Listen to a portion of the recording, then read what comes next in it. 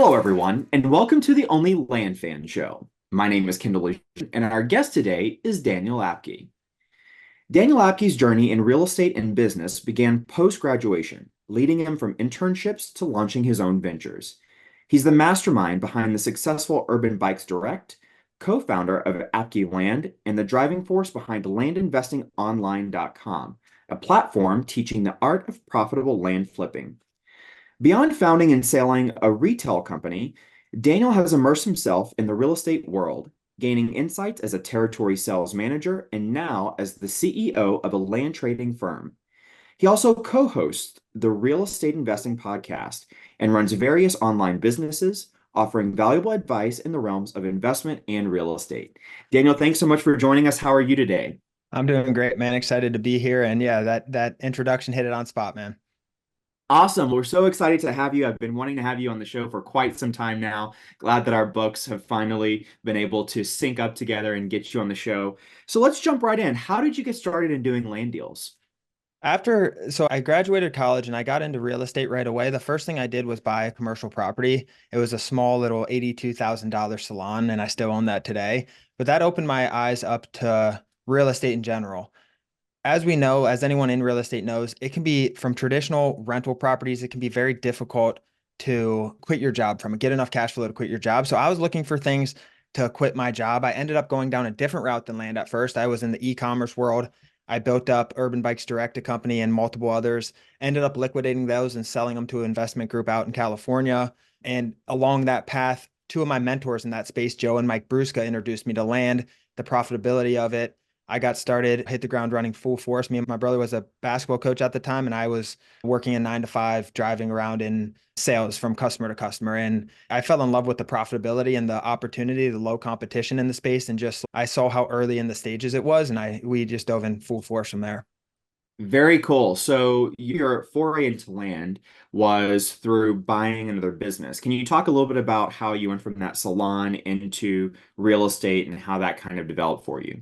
Yeah, so I throughout that whole journey in general, I was buying different real estate and rental properties, and I still own a portfolio of them today. That I look as a whole different pillar. That's just long-term investments. It's doing a little bit of cash flow, yeah, but it's not doing anything crazy it's just long-term investment for me. The land space in general, I saw that as a way to pay my bills plus more and live a very like everything revolved around freedom. I wanted to work for myself. I wanted to never work for anyone again. I wanted to make a lot of money. I wanted to travel, do whatever I want. I ended up moving from Ohio to Florida. And it was all around the word and just the lifestyle of freedom. And that's why I fell in love with land in general, just the heavy cash flow, the high profit per deal. I was in the e-commerce space selling electric bikes. So it was considered high ticket. We're not selling 100, 200, $500,000 properties with or electric bikes. It was seeing the potential to make 6 figures of profit per deal was really appealing to me. Yeah, absolutely. I've talked to a lot of people about that very same thing, is that land is very unique in the fact that it's a great way to get huge cash injections, like some Exactly. serious cash, right? And so I see a lot of people that are getting cash and they're investing in other opportunities. So it sounds like that's exactly what you were doing. When you are doing these land deals and you started getting into, you mentioned commercial property, did you have any types of, you mentioned some mentors. How did you learn about land? How did you go about, did you have mentors, coaches, courses? How did you approach that? Yeah, both. I've bought tons of courses. I buy courses still today of all kinds of different things. We just bought one. I have a full-time analytics guy who just bought a Power BI course to improve some of our analytics. We buy courses all the time. And earlier this year, I bought a stretching course because I'm very tight and I need to work on my mobility. At first, so my mentors in my e-commerce bikes company were Joe and Mike Brusco. They got into land and hit it full force as well, and they were showing me about it. They had a little bit different of a methodology than what we ended up going, but it showed me the route, showed me buying under market value, and then all the opportunities after that. So Joe and Mike were the first people that introduced me to it, showed me that, and from there I got addicted like anyone else to YouTube. And then we started just mass sending out mail. Our first month in, we sent over 10,000 mailers. We were obsessed with the direct mail. We didn't get any results for a long time. We tweaked our style and our business model a little bit and just kept evolving from there. Yeah, that's really interesting. So you just mentioned you didn't get any results for a long time. No. Sending out direct mail is not cheap, right? So you sent out all of this mail, didn't really get a whole lot of results. what made you keep going and say, you know what, I'm gonna stick with it? Having other businesses experience, I knew that it just takes time. Like my first 6 months in business for my first business ever, which was the electric bike company, and my first real operation was rough. Like credit card companies shut me down. I couldn't even process payments at one point, couldn't buy inventory. It was a mess. And I was like, if I could escape that, like that, it's an uphill battle at first. It always is in a new business. There's a huge learning curve. You don't know what you don't know. You're going to get smacked in the face a couple of times. It's just how it is. And I knew that as if other people are doing this, why not me? And I just had that, I just knew it would work the whole time and I was going to give it a hard shot if not. Yeah, that's a really good point. I think that a lot of people see in mainstream right now where it's, yeah, get rich overnight and just flip a few funnels on and like Yeah. now you're a millionaire. I think that's a really good point that you make, that embrace the fact that there's going to be a learning curve. Like it's not going to be easy for any business, right? So I think that's really important. Especially if you have a 9 to 5 and family. And I didn't have a family at the time. Life is busy. So I was waking up at 5:30, not every day, but I was waking up at 5:30, 5 a.m., sometimes earlier than that. And I would be so tired and I would have to go to my 9 to 5, but I would just flip open my laptop in bed and try to move the needle forward every time. There's so many different distractions in life. You just got to move a tiny bit every single day and stay consistent. And those little jabs build up over time. And if you look back 6 months later and wow, look how far I've come. And it's just about moving forward. You don't need to take any crazy leaps. That's really good. That's really good. You don't have to do the whole thing all at once. Rome Right. wasn't built in a day, all that good stuff, but just keep being consistent. That's great advice. So, what types of land deals do you currently specialize in now? Mainly flipping. Our average profit's about 25, $30,000 per deal. We're trying to significantly increase that. We're doing more six-figure deals than we've ever done. We really like the subdivide play when they come. Our acquisition strategies changed quite a bit the last 12 months, and we can talk about that as well. But we're going like big deals. We want six-figure deals and high six-figure deals. And we haven't had any deals over $1 million yet. That's where we want to go in terms of just purchasing and doing some minor subdivides, things like that. But yeah, we're attacking our average purchase now is probably around 50,000. It's trending up. I would like to see that around 90, $110,000 or so. But for the most part, we're just buying and flipping it on the market. We do some other stuff, and I own some land for long-term hold as well, just for another investment. And I'm from Cincinnati, so I want to buy some land around there and hold it for long term. But our main business model is just buying and flipping as fast as possible. Really good. So, you mentioned that there were some learning curves when you were just getting started. You had other experience in other business ventures. What were some of the biggest challenges in doing your very first land deal? Just not understanding how the process works. You want to lock it up as soon as possible. And that was foreign to me. I'm like, oh, lock this up when I don't know anything about the land. That was a little bit foreign to me. Due diligence title is very foreign to someone not in real estate really at all. I had rental properties, but you don't need to deal with the title like yourself and you have a realtor and all that stuff. But we sell almost all our properties without using a realtor. So talking to sellers, directing them there, all that, the minor stuff that happens in between that you don't really think of at first was the biggest learning curve. And then we fight title a lot now in terms of they'll come back with little things in their title insurance. We don't know anything. I didn't know how to read title insurance. I didn't know how to do any of that at the time. So it's just a bunch of little things everywhere, I think. Yeah, that's death by a thousand cuts, right? Like Yeah, just not knowing what you don't know. exactly. Yeah, that's really good insight. So, are you currently raising money for deals, or how do you go about funding? Is it all self-funded, or talk to us about that? We were self-funding a lot. And then I looked and I was like, I was talking to my brother and I was like, Ron, we have millions of dollars in capital tied up to these deals. And we're just like, I believe in land. I love it, but I don't want all my money tied up in land anymore. And from there, we're like, all right, let's start raising money. And we started raising friends and family. Essentially, we used a ton of friends just from people I knew back from Cincinnati, essentially, and I would ask them if they knew anyone who's interested. I would pitch it to them. And then we started raising money. It's pretty much we'll put a mortgage and a promissory note on the land in return for they get a guaranteed return based on that, and we pay it out when it sells.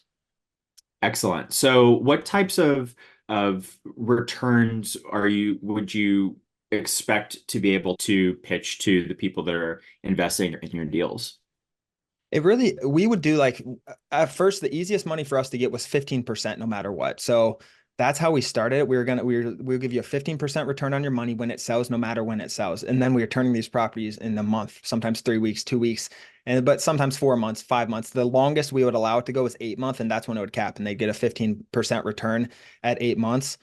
Obviously, that for passive investors that aren't doing any work, that's very appealing to them, and people kept coming for more and more. And then just recently, in the last 12 months or so, we're starting to switch that and getting more favorable rates on our side from people who essentially just people who have money and just want it to work a little bit and don't want to be involved at all. They're just looking for 15 to 20% annual returns. Yeah. So if someone's listening to this and they say, I'm having that exact same problem, I feel like a huge bottleneck in my business is like all my capital's in deals. I need to start raising money. What are some rules of thumb and some tools that you've realized that would be super beneficial for someone that's brand new looking to start raising money for these deals? You want some deals under your belt. It can't, you're taking a mortgage and a promissory note out. So you want to manage the risk essentially. You don't want to throw all your deals into one bucket. Use some traditional deal funding and profit splits because that's zero risk on you. There's something there. I know it's more expensive, but it's there for a reason. You don't need to get a mortgage out. You don't need to have any history necessarily. You want and build relationships and build your portfolio so you can go confidently to investors and like for me to go to an investor now and guarantee him 15% in 8, 12 months, I feel so confident I'm going to pay that back. I've experience and history under my belt. So don't think too short term. Think long term and build relationships because they'll come back for more. And then in the end, you'll end up saving money and just having a really good synergetic relationship. That's really fantastic. Really good advice. Now, you mentioned that you had an e-commerce background. Can you talk a little bit about what are some of the skills that you had in that e-commerce business that translated really well to land? It's a good question. I've never really thought of that. I'm sure there's something there. Just understanding how business, like the first thing that I learned ever was understanding it's not going to come right away. And that's like the first, you think when you have the naive, like you're pretty naive when you start a business to think a lot of people think it's going to start clicking and working right away. That's not the reality. So going in, I think the mindset is what helped me the most of just knowing how business works. The other thing is outsourcing. I was able to build up that company and outsource completely almost everything besides a couple tasks that I had to do, a couple roles that I had to do at higher level. But I think outsourcing in general and managing. For the electric bikes, I outsourced everything in the Philippines. I still outsource some in the Philippines. I do have majority of my employees now are US based actually, but I do still hire some in the Philippines for certain roles as well. But I think in general, just the operations behind running the businesses and outsourcing the businesses and just managing the employees there. But land is so much different than that. Like for every bike I had to sell, I had to have another employees. For every 100 bikes I sold, I needed another customer support, technical support, salesperson to sell them, all that stuff. Land's unique to where I got in, I was like, it's me, my brother, a transaction coordinator, and a virtual assistant. And we were doing 5, 6, $7 million a year top line and doing $3 million a year gross with such few people. And I was like, it was just a different game. I wasn't used to being able to run that high level of a profitable business with such low overhead. Yeah, that's a really good point. And I think that's one of the things that so many people love about land is that you don't have to have these like massive teams to Right. really do some incredible stuff, right? Like leverage is just incredible when it comes to the your labor. It's crazy, right? Yeah, you can do a lot, just a few people. And that's why I really love that business. You don't need to work. If you're doing direct mail too, you don't need to work. If you're doing it on the side, it is the best thing for doing on the side. You just don't need to. My brother today, I was on a call with him. I have two brothers, one I'm in business with, one that does land himself. And I was on a call with the other one who I'm not in business with. And he's like, how much money do you think I can make next year going full time? Because he's an engineer now. He has two kids and he's still making $300,000, $400,000 a year, I think, off doing it very part time. And I was like, the thing with land, if you're not very aggressive on the acquisitions and texting and having, you're going to get bored at times. It comes in spurts from my experience. And it's like doing it full time is great, but there are times where it comes in waves. You might have $300,000 of profit this month and then nothing next month. And that's just how the land business works, especially if you're using direct mail. Yeah, that's a really good point. I think that I've always heard it explained that's one of the negative components of the land business that it is very like up and down. But if you're part-time, like that could totally be a benefit. So can you talk a little bit about if someone is looking to do land part-time, what are the expectations that they should have for their business, and how can they do some serious, significant business part-time? Yeah. The first thing is moving forward every single day. Expectation wise, depends how fast you want to run. You can send direct, you could start your business and send mail this week and maybe have a deal by 2, 3, 4 weeks from now, which would be great. And that's best case scenario, but that doesn't always happen. So always expect it to take 6 months to start hitting the ground and getting some deals. If you get anything before 6 months, that's awesome. You have a profitable business before 6 months. I've had coaching members come to me and they're like, I'm month 6, I've sent so much mail. And I break down their numbers. I was like, Steve, you just made $109,000. I know you want to make 500 this year, but this is your first 6 months in business. And just bringing it back down to reality and breaking even by month 6 is a phenomenal thing in any business, I think. So I'd pull back your expectations. It's great if you get a deal before, but give it 6 hard months. Expect a hard grind, expect to get smacked around a little bit, keep moving forward a little bit every day, and in 6 months it should pan out. Excellent. So if someone's thinking, okay, I think I can do this, I can just buckle down for 6 months. What types of numbers are you seeing in terms of send out this much mail? So for every 5,000 mailers, you get one deal, or what's the ratio that you're seeing currently in the market today? We get about one per every 2,500 of mail. What we have seen bring that number down extensively if you do some text follow-ups. And there's obviously a lot of people doing cold calling. There's a lot of new strategies being introduced. I like them all. I'm not pro or for or against any. I know they all work. Cold calling's been around for ages, right? So has direct mail. Texting's the most sketchy right now just because of the legalities going on with it. But it has historically worked. Texting follow up to a piece of mail, you send the mail 2 weeks later, they get it. You can bring those numbers significantly down. All depends what your budget is and what your time constraints are. The cheapest thing to do is to pick up the phone and start calling, but that's also the most time intensive, right? I love direct mail. We get one per every 2,500. I'd be completely okay if we got one per 5,000. I'd be completely okay if we got one for 10,000. The numbers make sense. People overanalyze their numbers, especially at first. And it just, until you have a huge sample size out there, you can overanalyze can really hurt you.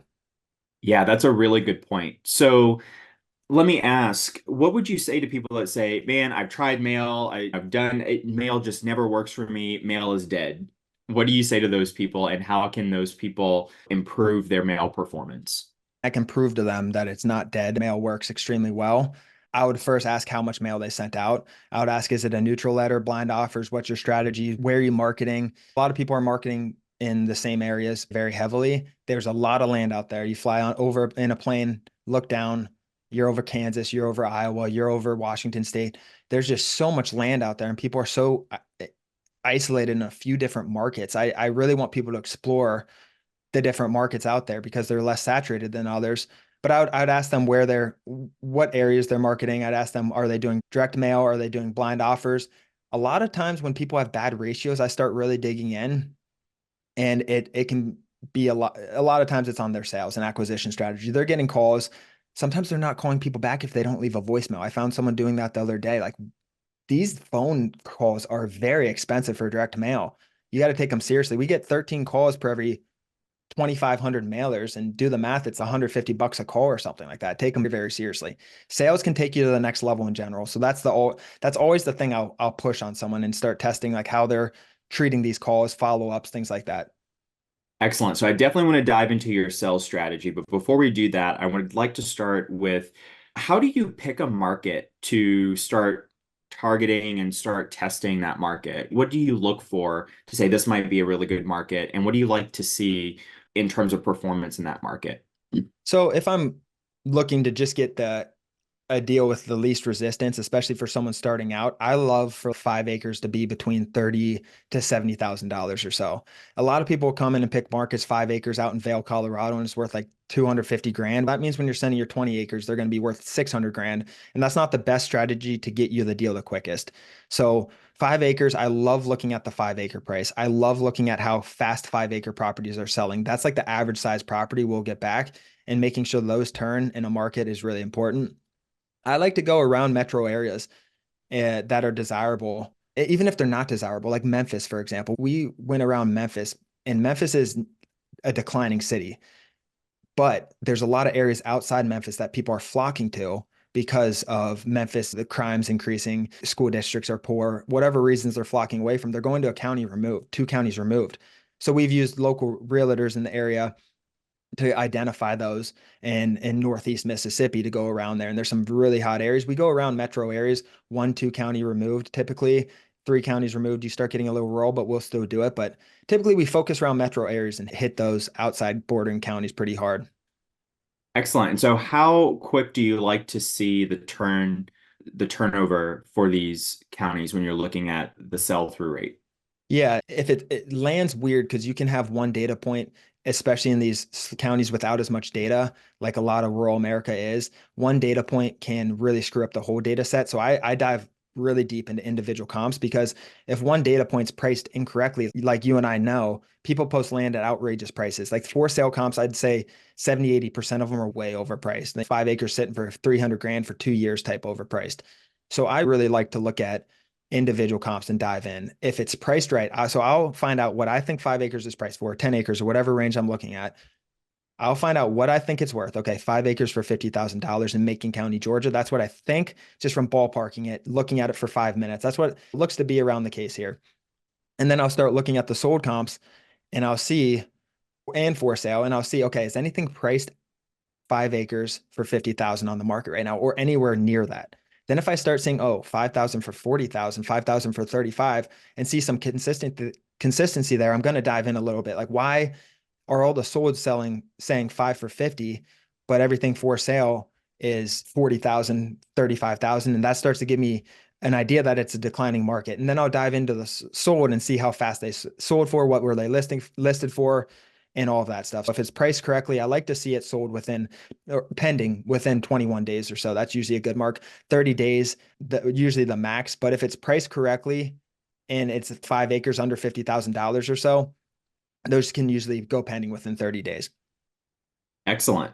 So what is your criteria for deals? You mentioned you really like the 5 acre lots. When you are pulling lists, what do you like to put in as far as criteria goes? I shotgun everything pretty much. I'm 2 acres to maximum. I like those big. I said 5 acres because that's just a very common size that comes back to us. But in general, the bigger for me, the better, especially with subdivide plays and everything else. We just got a 140-acre property in Tennessee that we have listed right now. The bigger the better for me. I'm a huge shotgun approach guy because I know how well this business model works. Anything vacant land in those markets that we're talking about is pretty much my criteria. The things that I stay away from are the smaller infill lots. That's not the game I really play. I stay away from those. We've done some, we've made money on them, but it's not what I target. It's not what I go after. Got it. And so let's dive into your sales strategy a little bit in terms of acquisition. So are you sending neutral letters? Are you sending blind offers? What does that look like? I'm a big blind offer guy. We tested, I'll have to look at the numbers. I think we tested 60,000 versus 60,000 last year in very similar markets, and the response rate was about the same. The different, like in terms of the number of people calling us, which I was really shocked about. The main difference I saw was the blind offers were much more motivated callers. And that's what I wanted to get to. The response rate is great if we could have got it up. That's what I thought the neutral letters is really going to bump the response rate up, but I just wasn't seeing that. We've tried ranged offers as well. That has something to it, I'm sure. I know a lot of people doing that, but I just like that. We have a pricing analyst who is just very good at pricing land, and he's our data analyst. He does a lot of other stuff too, but he's really good at pricing. If you get that good blind offer to them and it's targeted and it's that number you want, like I just 13 calls from a blind offer are better from my experience than 13 calls from a neutral letter. And that's why I like it. It's easier on the sales end too. You don't need to negotiate, call them back, comp the land. They have an offer. You hear their tone of voice, you hear how they react, and it's just a good starting point for the conversation. Very cool. So you are sending purchase agreements or no? You're just driving them to the phone to call No, in? I'm sending purchase agreements. Excellent. And for someone that doesn't have a data analyst yet, and they're like, how do you price all of these properties? And we talked earlier about how so many people get caught up in the numbers and that they're just stricken with paralysis analysis. Yeah. How, or analysis paralysis rather, how do you go about doing that as a newer person or you're doing this part-time, how do you price large batches of mail that way that your pricing is accurate? Yeah, it's never going to be perfect. You want to be a really solid price for the average land. There's obviously going to be really good land in really good areas and really bad land in bad areas, and you're going to fall off on some, but you want to be right there in the middle. So you get those good properties back and you're in the ballpark. It's never going to be perfect. 70-80% accuracy with blind offers is can take you a really far way. So don't try to perfect your pricing. Just try to get it so you're in the ballpark. I price personally where our average purchase right now is about 45% of market value, and that's what we like to price based off of. But the first thing I do when pricing, and it's something I'd recommend too, you just go to Zillow, go to realtor.com, look at the sold comps through an acreage range, and start scrolling around from like a county view, and first look if it's near a city. That's the very first thing I would do. Look at if it's near a city. If say Atlanta, Georgia's to the south of it, and you're bordering Atlanta, Georgia, the south of that county is probably going to be more expensive. So you're probably going to cut your price in half, cut your county in half somewhere, or split it up somehow. And that's what we'll do a lot of times. It's a very straightforward approach. We'll split counties in half. We'll split them in thirds. We'll split them vertically, horizontally. It's just a lot of times you don't need to split them. If counties are rural and there's no discrepancy in pricing and it's very consistent across the board, don't overanalyze it. Just price based. You got to price based off what the data you have. Unfortunately for land, we don't always have a lot of data to work with. So you have to work with the comps you have. You might have some comps 2 to 5 acres, 2 to 4 acres, right? Or 2, 3, and 4 acre comps, but you have nothing from that to 10 acres. But now 5, 6, 7, 8 are going to be sandwiched somewhere there in the middle. And then you just got to see and toggle around with it in your Excel and see what makes sense, because you're just going to run into situations with very little data, and that's okay. We get tons and tons of deals in those areas. You just want to work with the data you have, essentially. That's really good advice. So once let's dive into your sales process even more. So they call you off of your letter, whether they want to make a counter offer or they want to know more about the process. Talk to us. How does that work from converting those contacts from leads into actual contracts? Yeah, so a few different ways this goes. One, they're ready to go and they send it in without ever calling you, and that still does happen.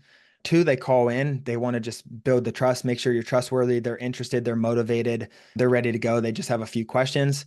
Three, the most common ways they call in, they want to see if you're legit and the trust is there as well, but they also want to negotiate. That happens a ton as well. And then lastly, they call in, and this happens a ton as well. And they're hate calls and they're yelling at you and yelling in your face. The most common, someone wants to call in and negotiate.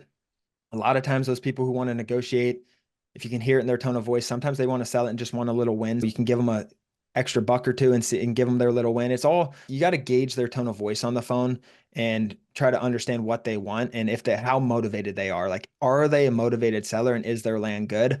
I am always the person who tries to get the purchase agreement as early as possible. Even if you aren't 100% certain the purchase is going to go through, like, your job as that salesman, put on your sales hat, get that purchase agreement. There is on our purchase agreement, there's a way out, and I would highly recommend structuring it that way. But get that a purchase agreement as soon as possible and with the least resistance, essentially, because the more time that goes by, the more likely you are to losing it. And that's my number one recommendation. Too many people try to do too much due diligence before getting the PA. Once you get the purchase agreement, great. My sales hat goes, I'm handing that purchase agreement to the due diligence person. And then I put my due diligence cap on. And that's when you can really pick the property apart. And it's your job too. But you got to have different hats. You're running a business yourself. You got to have different hats, and you can't let that due diligence person get in the back of that sales hat. They will hear you. They will feel the energy. Hey there, land fans. If you're enjoying this episode and would like to see more episodes like this, please be sure to let us know by liking and subscribing below. That's a really good point. I see a lot of people prejudging deals before they even get on the phone with someone, and I've seen lots of people just kill the deals because they've done due diligence and they didn't even have that conversation with the seller. So that's a really good point. Can Yeah. you talk to us about do you have deposits? How does that work? What does that look like in terms of when you're actually locking up sellers on purchase agreements? It depends. Usually no. And that's because I have a policy where we try to do everything very fast in this business. And if I say I'm going to close in 2 weeks, I am going to close in 2 weeks. The people who get mad, going back to your last point on canceling a Yeah. deal, the people who get mad are the people, or it's when you cancel the deal 3 weeks later and you're like, hey, I looked, it's in a wetlands. I can't buy this anymore. You could see that from day one. So get your sales cap on and then get your due diligence cap on right away and try to move that through. But in general, we do not put deposits down. If it's a really big deal, if it's a really good deal and we want to lock them in, absolutely, we will. On double closes as well. If you want to actually lock them in, we'll do those. We don't do as many double closes as actually buying the properties, but our thing is speed and we like to close it as soon as possible, lock it in, send it to title. We typically don't put any money down.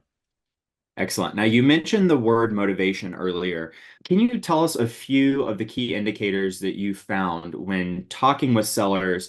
What types of indicators do you look for when you're starting to gauge motivation? Obviously, the seller's not going to come out and say, I'm desperate, please take my land. So, can Right. you talk to us about what are some of the things that you have found that indicates a pretty good level of motivation? You got to ask questions. The first thing is the price. They have a price. If are you interested in that price and hear their response. If they come and they're asking how much can you offer? I'm like, sir, you have an offer on your table. Like we offered you $18,624. What do you think about that? And then you just listen. And that's what it's all about. Since blind offers, you have the luxury to have that offer in front of them before they call and they're calling you back with seeing that offer. So gauge their response when you ask them about that. If they say I need way more, try to get a number out of them. If you offered 18,000, they want 70 and you think you priced pretty well, might just not work out. But they have an offer in their hand and I would always leave it that way, but just gauging how they respond to that offer. And then sometimes someone got off the phone the other day and they had a killer deal and they didn't get the purchase agreement when they could have. And their offer was 40,000. The guy wanted 42 and it's like a sell for 100 or 105. And I was like, you cannot get off the phone without getting that purchase agreement. Like that's just like rule one in my book. Get that purchase agreement as soon as possible. You're too close. So always, if you're close enough, like you offer 20, they want 25. A lot of times they want to meet in the middle. And it's all just about hearing their reactions and feeling them out. It's never a bad thing to hold your ground if you think you can always go up. Going up's easy, right? But hold your ground, see how they react. If you offered 18,000 and they say they want 24, give them a couple reasons. Hey, we close this in 2 weeks. I'm paying for all the title fees. I'm paying for everything in this. I'm gonna do my best to be like make this as seamless as possible on you. I can't go up to 24. Or 22. I really wish I could, but I know we're close there. I hope you still consider it, but the 18,000 is my top number and see how they react. Sometimes they're like, all right, you got a deal. There's a little pause. That pause is scary. And then they tell you got a deal. And you just got to feel them out. And it's just repetition. And you just got to get in the game and get as many reps as possible. Yeah, that's really good advice. So, can you talk to us a little bit about your follow-up processes? How do you approach that, and what types of systems have you built around that? We use Airtable as our CRM. They're a better CRM. Airtable's scalable, I think, and we've always run our business off of it, but there's tons of CRMs. Definitely do due diligence on those if you're deciding, but it's all based on motivation. Are they highly motivated? What's holding them back? Are they talking to their attorney next Friday? And you always want to speed up the process as much as possible. But follow-ups are for us all based on how they responded. And a lot of it's very custom. What are they waiting on? Do they need to talk to family members? Okay, let's get the time they're talking to family members so I can follow up and let's set a call for Friday with them. And that's how our high motivated people are. We need a targeted date that we're actually getting there. Everyone else who says, oh, I'll think about it in the future, or I'm not interested right now, whatever, they'll go through. Maybe we'll call them back in 6 months or send them through drip campaigns on text. Texting's great for that. Calling can get very time consuming with that type of stuff. I like to really cater to those highly motivated people because that can make your business. And then the people in the middle that maybe are motivated and you can get them over the top, or maybe you can offer a double close and get them more money and come up with a solution. Those people are where you can take that business to the next level. And those go in more of a strenuous follow-up process. So, what does that cadence look like for your texting follow-up? Is it just like an automated thing, and then now they're in a drip campaign? What does that campaign cadence look like? Yeah, it's all automated based on their level of their 6 month low priority. Essentially, there's higher priority ones and there's monthly text. Every cadence is different for their motivation at that time. But the highly motivated people I don't even like to drip text them. Let's get them on the phone, manually text them if you need to. Make it personal. They don't need to go in any drip. Highly motivated people, keep out of the drips, start calling them yourself and get them on the phones. Yeah, all about that speed. I love Yeah. that. Yeah. So, when you're talking about the people that maybe aren't so highly motivated and you are putting them on an automated drip campaign, what texting platform do you like to use? We use launch control. They were down for several weeks because of all the regulations and changes and stuff. That being said, that's why if you are texting, you always want to diversify your acquisitions at the top in some capacity. There's so many ways to, your goal is to contact as many landowners as possible, right? Like contact as many targeted landowners as possible. And that's how you get leads. The method of doing it's going to change over time. There's people doing PPC, there's people doing email blasts, there's people cold calling, there's people leaving voicemails, all kinds of different stuff going on. And a qualified and motivated lead is a qualified and motivated leads. I don't really care where it comes from, but you have to diversify your top of funnel. Very good. And let's talk about your dispo process a little bit. What are you doing to, once you get the property under contract, you close the property, what do you do then? Are you using realtors? Are you using Facebook Marketplace? There's a lot of dispo strategies out there. Can you talk to us about yours? We've used realtors in the past, but we don't, for most of our deals, we do not. We list ourselves. Amy is one of our business operations managers. She's in charge of all the disposition. And we post it on land.com, their whole network, which is, we can talk about that because that's contested and a lot of people, it's expensive. And a lot of people have questions on that topic in general. So we post on land.com, Marketplace, Craigslist, and the MLS. We always use a flat rate broker. That is where we'll sell most of our properties, on the MLS. And we just use flat rate brokers for listing there. And those are our sources. If you have it posted at the right price with proper marketing on those and you're catering to leads properly, you will sell properties fast. Excellent. Now, let's say you get into the situation where, hey, this property is not moving as fast as we thought it should be. What are your troubleshooting steps for that?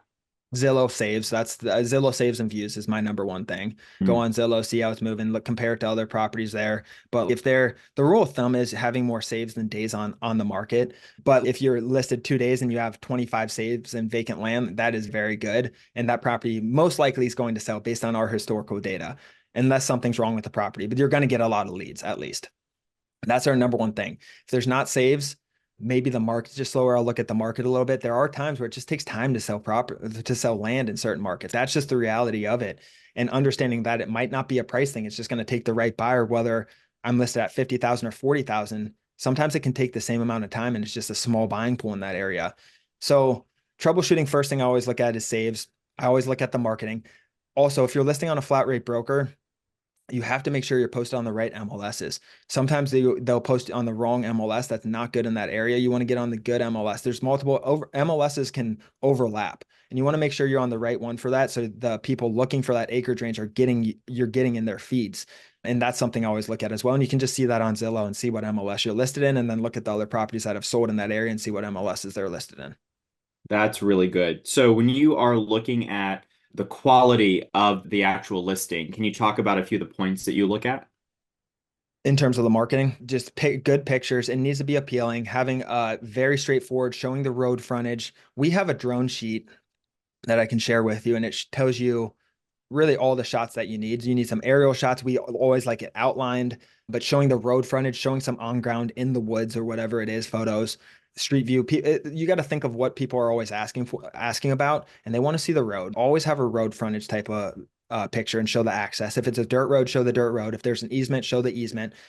If there's an easement, also show the easement from the aerial, not only from the ground, but draw a little line. Just make it look really good. There's too many postings out there where screenshots and just not professional marketing. You want to get more views and eyes on this. You got to market properly.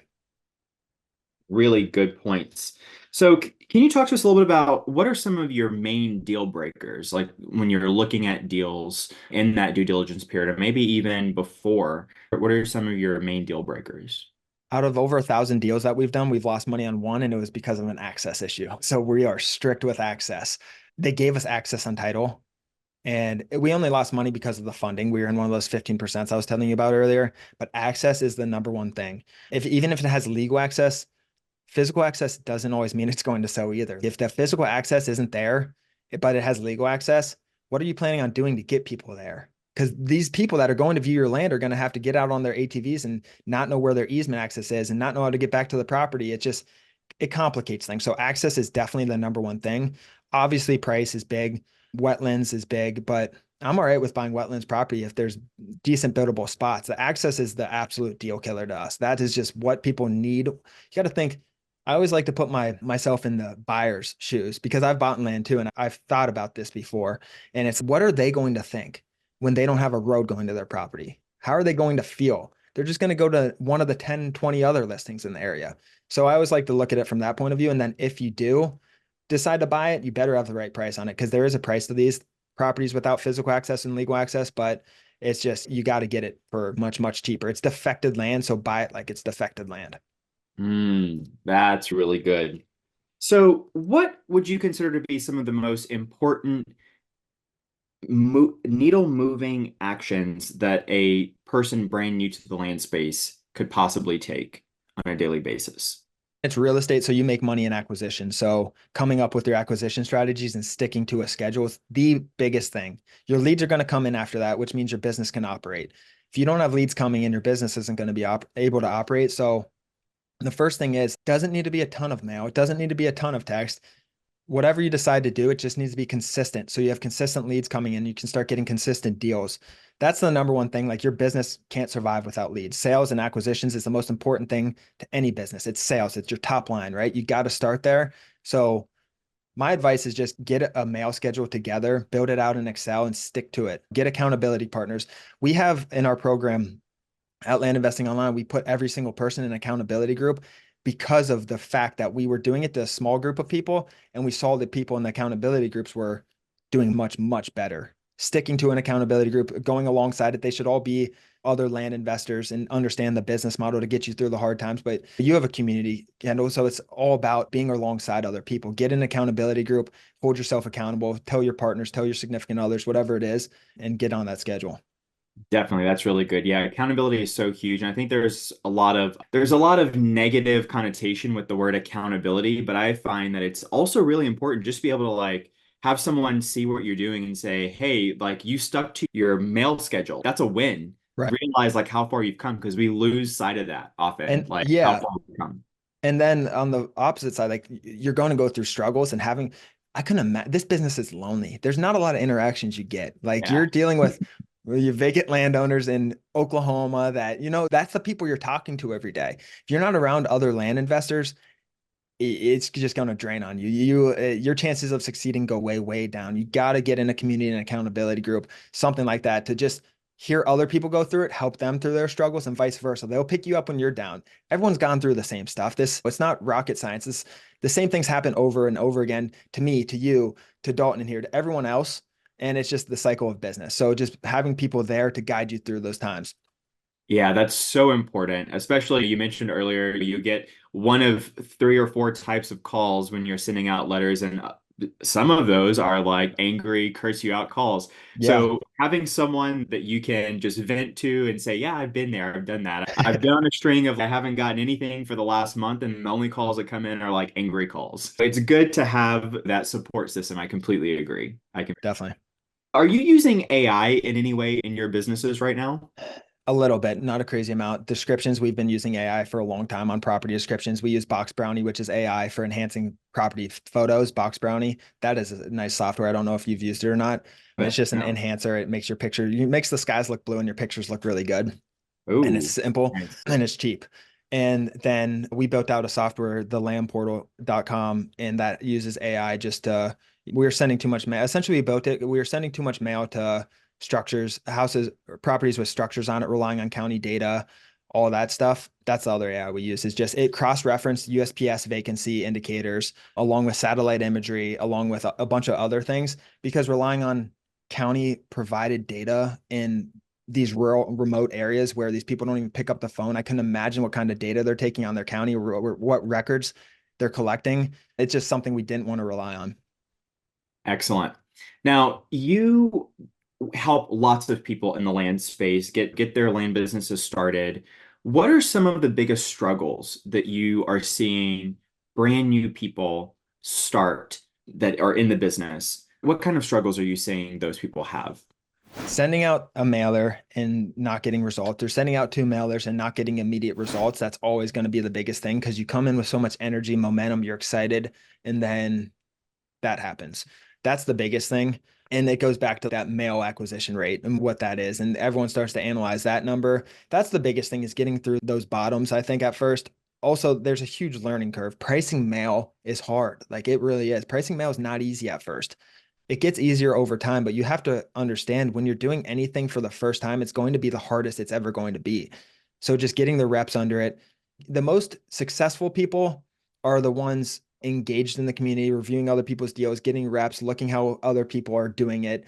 And not only does that provide accountability and proof of concept and all that, but you're also getting repetition and you're hearing answers and questions, and those things will come up. But while you start to price, it's one thing studying pricing, but once you actually price once and then can watch a YouTube video on it, things just click a lot better. So just continue to take action. The biggest hurdle at first is people just not getting immediate results. And that's just one of those things. People come in and they want those get rich quick schemes and the marketing ads and everything else out there. That's what they want. And that's ideal if that can happen. But the truth is it doesn't work out that way. So I think just getting through those bottoms at first. That's a really good point. Now, if someone is looking to get started in this, but they don't have a ton of money, what would you suggest that they do in terms of what can they do to get started, move the needle without huge budgets? Yeah. So obviously you don't need money for the deals. That's easy to get. The mail is very expensive. It depends how much money you have. So it's the cheapest way is cold calling yourself, picking up the phone and start to dial. We had a guy in our community, Deshaun. He was just joining our YouTube lives, and he was for a long time, and he was cold calling people. And I was rooting for him because he was there on every call and everything. I was like, I hope Deshaun, he got a deal and he made, I don't remember, but he made a lot of money off his first deal from cold calling. Then he bought a program and accountability group and all this other stuff and got in it. But that's the cheapest way to get in is cold calling, get some capital under you, get one deal. All you need is one deal. And then it will get easier from there because all of a sudden, if you're averaging $25,000 of profit per deal, you get that from that one deal. Cold calling is the cheapest. It's definitely the grittiest and the grindiest, but you'll learn a lot about land, a lot about people, a lot about negotiation and business in general. So I recommend that. Texting is the route I would go if I was on a very low budget though, because that's very affordable compared to mail. And you'll be able to qualify leads virtually instead of having to call them essentially, which is just easier to do. And you can do it faster and you can hire cheap virtual assistants to help you with that as well. And then once you save up some money, either combine all three of them or introduce direct mail with blind offers. Like I love blind offers, but you got to have a little bit of capital to do it. That being said, those three strategies. The other strategy is to partner, family, friend, brother. I partnered with my brother. One of you might have more capital than the other. Pay it off later, figure something out between you two. If someone has $5,000, $10,000 for a couple direct mail campaigns, that's the route I would go. Excellent. And where are you sourcing your data? Like where are you pulling the list from and that type of thing? We use the landportal.com. It's a software we built out. We recently launched it. We've been building it 14 months and put hundreds and hundreds of thousands. It's a legitimate software now, and it has high capabilities. We use the landportal.com to pull that. It is its own software with its own database, with its own systems and processes behind it. It's a really powerful tool. We were using DataTree before, but there are some bottlenecks with that we felt and that we wanted to address. So we ended up partnering with two of the main data collectors in the country and buying bulk data from them and storing them in Amazon services. It's updated daily. We have a team of 5 engineers on it. It's a good software, and it's a mapping software as well. Ah, very cool. And does it have skip tracing capabilities, or what do you do for skip tracing? It does have skip tracing capabilities. It does do bulk, but it also has one click. For those people who want to call their neighbors, you click one button, boom, the name and phone number come right up there on the property card. Like you Love see it. in ID.land with that little property card on the left, a little phone number and name will be stuck to that forever and it'll come up on the screen. You click it once. So we do that for one. If you want to call the neighbors and things like that's the easiest way to do it. If you want to bulk and do 1,000 or 2,000 or 5,000, there's bulk as well. But that one click has been, there's nothing more that fires me up from people calling neighbors and getting deals from neighbors, or maybe their property, they got a road frontage property, right? But there's 2 properties behind them that have no access. The chances of you getting a property with no access, acquiring a property with is much greater than of road access. So you can call them, get it for cheap because they know their property's landlocked. And those are the type of deals we're really pushing for right now. And it fires me up when people are using that button and cold calling. Like those deals are really cool to see. Yeah, that's very cool. It sounds like a super powerful program for sure. Let me ask, what, in your opinion, is something that no one or very few people are talking about in the land industry that we should be talking about right now? Really good question. The first thing is expand where you think the markets are. There are just too many states being untouched right now. And I really want people to diversify their marketing, get out of the Sun Belt for a little bit, get out of Texas, Oklahoma, go try some different states that you don't see a lot of people in. There are so many counties and areas out there. I mean, there's 3,300 counties, millions and millions of vacant parcels. You don't need to stay in one isolated area, try different things. I don't think that's preached about enough personally. And then two, when you get a property back, like I literally just said in your question before, if you have road access, look for the properties around you that connect to yours. And those are landlocked properties. You can buy and extend your acreage, and you can buy them very cheap because they're landlocked. And that's where you can skip trace them. You can call them. One time I had to send a handwritten letter to Lexington, Kentucky. We bought a property in Shelby, Kentucky, and I had to send a handwritten letter to the person to get him to respond to me. And he ended up calling it back. I offered 30-40%, I think, of what it was worth, and it extended the property. It was landlocked at the time.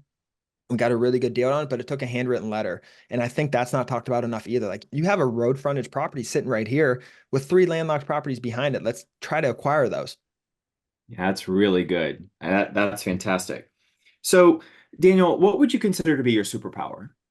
I think my vision in general, I am not good at any of the things I just really talked about. I'm not great at any of them, but I can put myself in a spot to where when starting a business, I can see where we're going before we're even going there, and working backwards from that endpoint to where I want to be and forming a path there. I think that's what I've been really good at. I got horrible grades. I've never been good, and I can't sit at my computer all day. I get really antsy and ADD. I'm not great at anything we talked about. I can't do it for long either, but my vision and putting things together is where I excel. I love that. I love that. And what's your definition of success? It's different for everyone. For me, it's about the freedom, creating freedom for myself and having the ability to do really what I want when I want it. And happiness for me is just having such a solid community around me. Like, community is everything. I'm a huge fan of, I do jujitsu every day and martial arts and kickboxing. Like, that community there, it just community, like, success to me is having such a solid friend group, family group, and community around you, because as life comes and goes with different events and hard times and good times, like, that's your stability behind you. And I think that's the biggest thing for me. I love that. That's really cool. And it's so important. And like we talked about earlier, just in any journey that you're in, having some type of community to support you is paramount. It's really important. Are there any types of entrepreneurs, business owners, authors that you like to read, follow, things like that? I like a lot of them. Obviously, Alex Hormozy is a big fan of his. I think he gives some of the most value in the world out of any entrepreneur ever, just free value. And he's incentivized for it just from his business. So it makes sense. Dan Martell has been a big one with Buy Back Your Time lately. Simon Sinek with Start With Why. That was big for just because once you have the money, it's like, what do you have the money for? What do you want to do on this your one life that you have? So understanding what your purpose is was big, transformational point for me as well. But the biggest one who just gives free value is Dan Martell. Gives so much value through his emails, through his online presence, through his book. Same as Alex Hormozy. Like, you cannot go wrong with either of those two. Yeah, really solid. I follow those guys as well. Really good stuff. What's the biggest surprise you've had so far in your land journey? Buying a landfill accidentally without knowing. It was in No Georgia. way. And we had to work with the EPA to get it was a whole mess, but we bought it for really cheap and we had a good deal. I cut my offer price in half and the guy didn't hesitate at all. But that's probably because he knew it was an old landfill. So we bought it really cheap, got it insured, and then people are starting to call the county and they're saying the county's telling them that it's an old landfill. And I was like, how didn't I know about this? The county didn't tell me that when I did my due diligence. So we started looking into it. And I was like telling the county to stop saying that because I had no proof that it was. I couldn't find anything. I ended up having to go to the EPA. I used a realtor on this one too. So he helped with the EPA. I had to go to the EPA, work through all the hoops there to get me connected with the right person who handles like landfills and all that stuff. And then eventually they were able, after talking to people for weeks and weeks, they were able to send down a little floppy disk with all the information from the 1980s landfill. So I had Wow. to dissect that and get all the data from there and then work with the local EPA guy. And I found out that the landfill wasn't on both of the properties. Luckily, it was 2 parcels. It was only on the one to the north and barely crossed into the one to the south. There were 2 10-acre properties that were next to each other. We ended up, Wow. doubling our money on it because of the price and we got it cleared, but it was a long, tedious process that I wouldn't want to go through for $25,000. Wow. So biggest lesson learned there is check for landfills, Check for apparently. landfills. Do better due diligence. How did I miss that one? So good. If you could go back and tell yourself three pieces of advice when you were a newbie and just starting out in the industry, what would they be aside from check for landfills? I think don't take things too seriously would be number one. There's nothing's that serious. We're buying and flipping land is not that serious. When you lose properties, things like that, don't get too bummed out. There's going to be a next one tomorrow. Number two, I'd probably tell myself to give it 6 months because I was expecting to have immediate success, just like I was saying that the most common mistake is. So I think going in just expecting less at first. That being said, after the first 6 months, things got to roll. And that's why I really highly suggest sticking to that number. Then lastly, get a mentor, follow someone. Don't do it alone. You cannot do it alone. At first, me and my brother it was him and I going back and forth and trying to figure things out. Whether it's a paid mentor, free mentor, like we talked about the accountability groups, surrounding yourself with people in the space is one of the most important things to your success. So good. Yeah, fantastic. What's your biggest passion or goal you'd like to achieve at this point in your life? Right now, my whole focus is on the software and building that up. It's a new mission. We spent $350,000 in a year building it. And it's a software that we spent so much time and passions behind, and I love it. And it's my baby. And I think just building that up right now to help as many land investors as possible is the goal of mine. Like my whole purpose is what's the path to someone getting a deal and how can we provide a solution to make that path easier, essentially. Like what's the path of least resistance? And that's what that software is about. It's combining multiple things into one, and it's ultimately to get you your deal or get you your freedom that you're looking for. And that's our company's mission, is create more freedom for people. And that's why we originally started Land Investing Online. So it's all about that freedom, whether you want to quit your job, that's the most common one. But some people want to retire their parents. Some people just want to make $50,000 and do a couple of deals and be a part of a community. Everyone's freedom's a little bit different, but this business can help you in some way. And having that unique goal and freedom set for yourself is really important. I love that. Yeah, super powerful mission. I stand behind that 110%. This business can like just open remarkable doors. Love that. I want to thank you so much for giving to us, Daniel. You've been so gracious with your time and with your knowledge. What resources or connections are you currently looking for that we can give back to you right now? We're looking for more funding partners right now. So if anyone is interested in funding for those rates that we discussed, passive investors, no work needed really besides hop on some calls and we'll go over the properties, things like that. But if you're looking to invest and you want those returns that we talked about, 15 to 20% annual, we have deals for you. So we have plenty of deals coming in. Excellent. And if someone wants to get in touch with you about doing that, how can they go about doing that? You can email me, daniel@apkeland.com. It's APKE land.com. That's the best place to get me. Excellent. We'll go ahead and put your email address in the show notes as well. Thank you so much, Daniel. Thanks so much, everyone, for joining us. Daniel, thanks so much. This has been an absolute pleasure. Wishing you all the very best on thelandportal.com and looking forward to checking out all of those incredible things that are coming down the pipe for you. So thank you for joining us. Thank you for having me. It was fun. And thanks for everyone for joining as well. This was a good time.